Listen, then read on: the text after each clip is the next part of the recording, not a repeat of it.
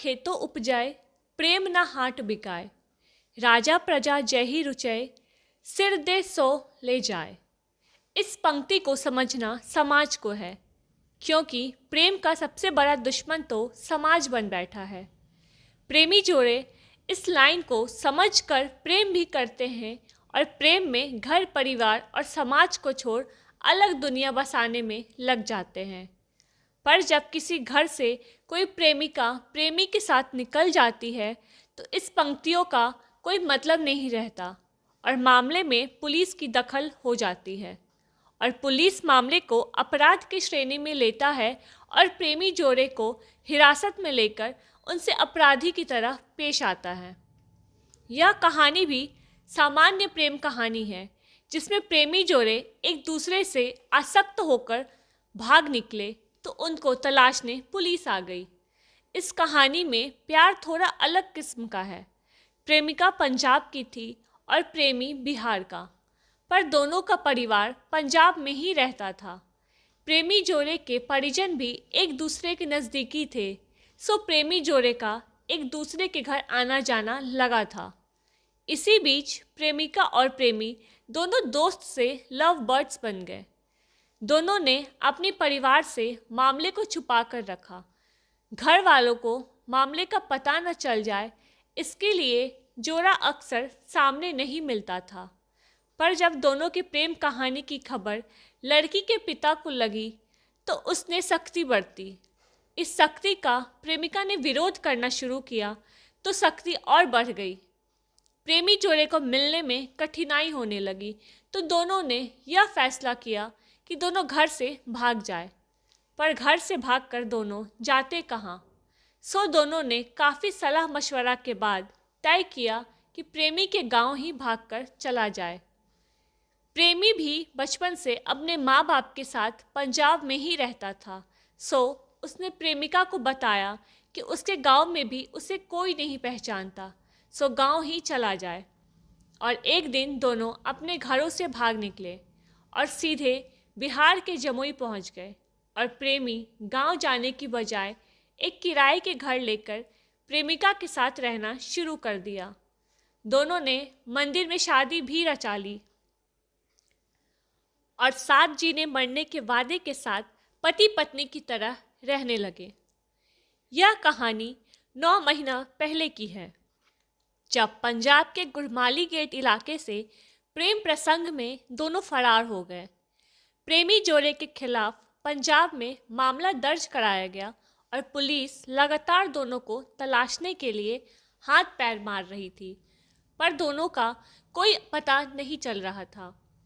आखिर 9 महीने बाद जब मोबाइल लोकेशन मिला तो पंजाब पुलिस का लाओ लश्कर बिहार के जमुई पहुंचा, जहां पंजाब पुलिस ने जमुई थाना के सहयोग से सदगामा से दोनों को बरामद कर लिया। साथ ही प्रेमी को भी गिरफ्तार किया गया।